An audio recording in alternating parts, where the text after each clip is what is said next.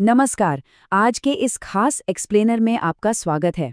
आज हम एक ऐसे विषय की गहराई में जाने वाले हैं जो ग्लोबल जियोपॉलिटिक्स की दुनिया में एक बहुत, बल्कि कहना चाहिए एक ऐतिहासिक बदलाव का संकेत दे रहा है। हम बात कर रहे हैं भारत की डिफेंस स्ट्रैटेजी यानी रक्षा रणनीति में आ रहे एक बड़े शिफ्ट की। दशकों से भारत की सैन्य ताकत जिस एक खास धुरी पर घूमती थी ना, अब वो तेजी से अपनी दिशा बदल रही है। अब इस बदलाव का स्केल कितना बड़ा है, ये समझने के लिए जरा इन आंकड़ों पर गौर कीजिए। Stockholm International Peace Research Institute यानी सिप्री का डेटा अपने आप में पूरी कहानी बयां कर देता है। साल 2009 की बात करें तो भारत के कुल हथियार आयात में रूस की हिस्सेदारी 76% हुआ करती थी, लेकिन पिछले साल ये आंकड़ा अचानक गिरकर महज 36% रह गया। मतलब आधे से भी कम। ये कोई मामूली उतार चढ़ाव नहीं है, बल्कि एक बहुत बड़े बदलाव का सीधा और पक्का सबूत है। तो चलिए इस ऐतिहासिक रक्षा बदलाव को जरा करीब से समझते हैं। अब आप सोच रहे होंगे कि ग्राउंड जीरो पर या कहें जमीन पर यह बदलाव आखिर दिखता कैसा है। खैर, नई दिल्ली और मॉस्को के बीच जो बड़े बड़े जॉइंट वेंचर्स सालों से प्लान किए जा रहे थे, उन्हें चुपचाप ठंडे बस्ते में डाल दिया गया है। एडवांस्ड फाइटर जेट्स बनाने का जॉइंट प्रोजेक्ट हो या हेलीकॉप्टर मैन्युफैक्चरिंग की योजनाएं, सब कैंसिल या होल्ड पर हैं। यहां तक कि भारतीय नौसेना की ट्रेनिंग के लिए रूस से न्यूक्लियर सबमरीन लीज पर लेने का प्रस्ताव भी अब आगे बढ़ता नहीं दिख रहा है। इसका सीधा सा मतलब ये है कि भारत अब अपने खुद के जहाज और पनडुब्बियां बनाने पर ज्यादा जोर दे रहा है। लेकिन यहाँ सबसे बड़ा सवाल ये उठता है कि आखिर मॉस्को से ये दूरी क्यों? आखिर इस दशकों पुरानी डिपेंडेंसी को तोड़ने की नौबत क्यों आई? देखिए, ये सब रातों रात नहीं हुआ है। इसके पीछे कई प्रैक्टिकल और जियोपॉलिटिकल कारण हैं। पहली बात तो है लागत। रूसी हथियार खरीदते वक्त भले ही सस्ते लगें, लेकिन उनमें बार बार जो रिपेयरिंग की जरूरत पड़ती है, वो लॉन्ग टर्म में काफी महंगी साबित होती है। दूसरा बड़ा फैक्टर है यूक्रेन युद्ध। इस युद्ध ने रूस की प्रोडक्शन कैपेसिटी पर भारी दबाव डाला है, जिससे डिलीवरी में काफी देरी हो रही है। येल यूनिवर्सिटी के सुशांत सिंह भी इस बात की ओर इशारा करते हैं कि कैसे एंटी मिसाइल शील्ड की सप्लाई में देरी हुई। और तीसरा, जो शायद सबसे क्रिटिकल पॉइंट है, वो है रूसी रक्षा उद्योग की चीनी इलेक्ट्रॉनिक्स पर भारी निर्भरता। और इसी तीसरे पॉइंट पर किंग्स कॉलेज लंदन के एक्सपर्ट अनित मुखर्जी एक बहुत ही सटीक बात कहते हैं। उनका कहना है कि रूसी रक्षा उद्योगों की चीनी इलेक्ट्रॉनिक्स पर निर्भरता समस्याग्रस्त है और भारत के लिए एक बड़ा रेड फ्लैग है। इसे ऐसे समझिए, जब आपकी सीमा पर चीन और पाकिस्तान जैसे देशों के साथ तनाव चल रहा हो, तो आपके खुद के रक्षा उपकरणों में चीनी कलपुर्जों का होना एक बहुत बड़ी स्ट्रेटेजिक कमजोरी बन सकता है। और यहीं से एंट्री होती है पश्चिमी देशों की, यानी वेस्टर्न टेक्नोलॉजी के साथ भारत की बढ़ती साझेदारी की।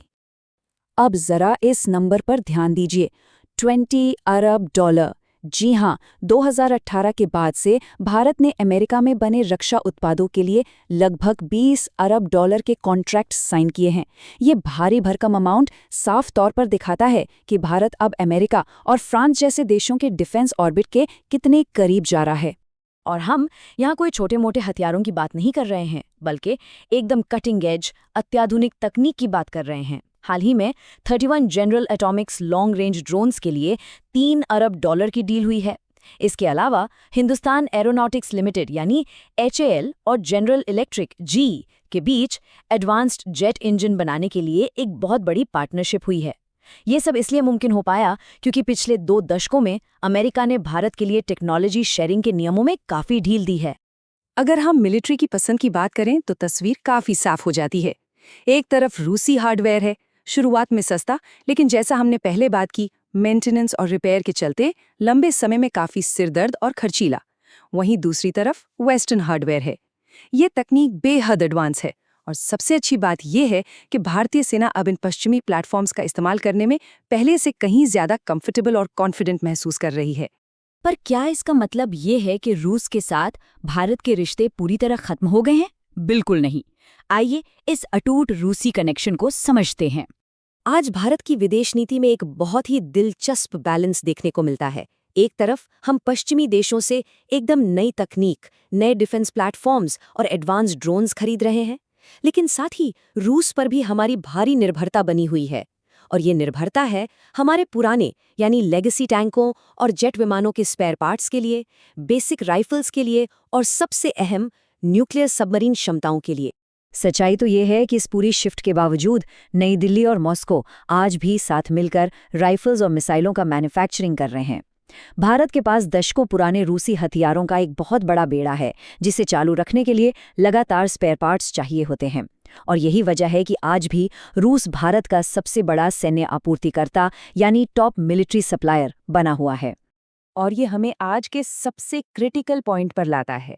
जैसा कि अनित मुखर्जी बताते हैं, रूस एकमात्र ऐसा देश है जो भारत को अपनी परमाणु पनडुब्बियों की पेशकश करता है।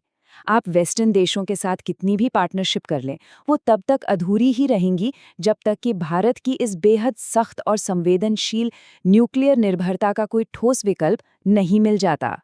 तो इस पूरे एक्सप्लेनर के अंत में एक बहुत ही गहरा सवाल छूट जाता है। क्या भारत रूसी परमाणु क्षमताओं पर अपनी निर्भरता बनाए रखते हुए कभी पश्चिमी देशों के साथ पूरी तरह से इंटीग्रेट हो सकता है? ये एक ऐसा जियोपॉलिटिकल बैलेंस है जो रस्सी पर चलने जितना ही नाजुक है, और आने वाले समय में दुनिया भर के एक्सपर्ट्स की नजरें इसी बात पर टिकी रहेंगी कि भारत इस संतुलन को कैसे साधता है। आज के इस एक्सप्लेनर में हमारे साथ जुड़ने के लिए बहुत बहुत शुक्रिया।